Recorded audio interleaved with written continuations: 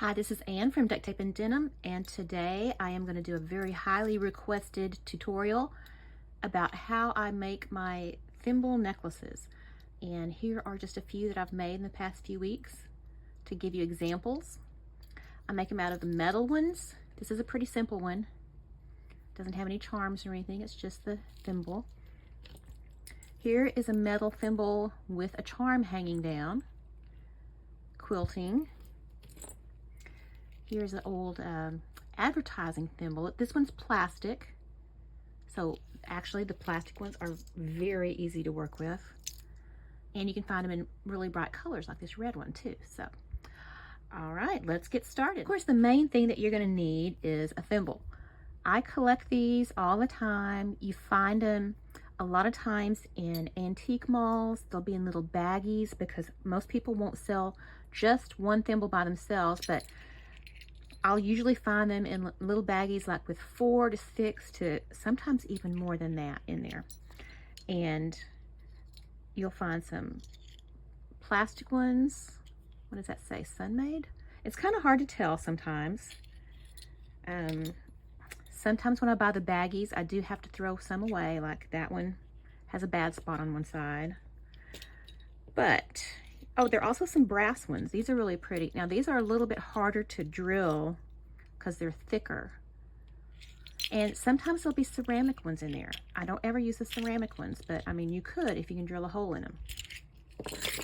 So let's pick, I'm gonna show you which one's easiest.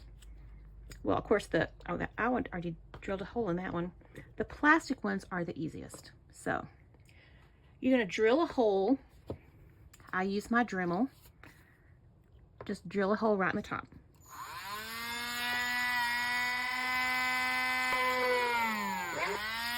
See how easy that was? Now to put this together, you're going to need an eye pin. That's the one with a little loop on one end. A large bead and a small bead for the bottom, and then on the top, whatever colorful bead you want, or if you wanted to put just a clear bead, that's fine. And I put a little rhinestone rondelle on top. So I take my eye pin, put the smallest bead on first, and put the big bead. And I use a small bead because see how big the hole is on that? If I just put that on, it would come right off. So that small bead holds the large bead on. And then I stick that through the hole. And the large bead, actually I could use a little bit larger bead because it needs to be large enough that it keeps it from wiggling. Okay, let me go look and see if I have another. All right, this bead is a little bit larger than the wooden bead. Plus, y'all, I just realized how dirty my hands are. I'm so sorry. It is a little irregular, so it's gonna fit in there really tight. Okay, and see, and it doesn't wobble as much as it did before. So that's gonna fit in there really well. And then I'm gonna put the rondelle on top of that. And the rondelle will kind of cover up any little irregular edge, which you don't really get on the plastic, but sometimes you do on the metal. And then if I can see the hole, put the little red one on top. And I just use red since the writing's in red. Actually, I just took it all apart because I'm gonna put a charm on this one, and you can put the charm on after, but it is a lot easier if you put the charm on first. So I wanted to show you that. I got this little like sewing scissors charm. You just open that eye pin, close it back up. And now I'm gonna put the small bead, and the large bead is still stuck in there because it fits so well. Now see, it just dangles out just the right amount. And you could open that eye pin if you wanted to.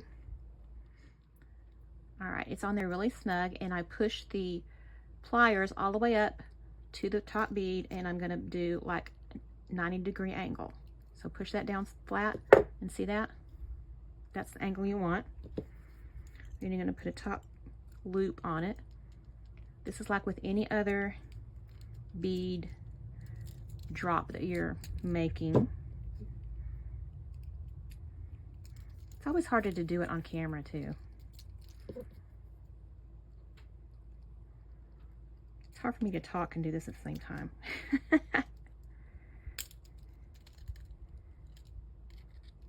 and just wrap that end around.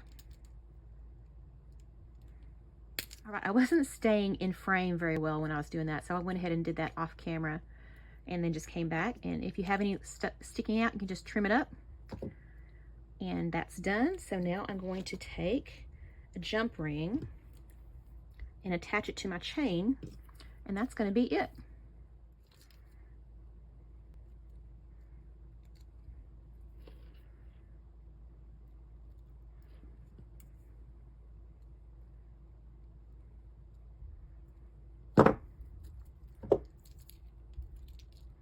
All right, there you go. One thimble necklace.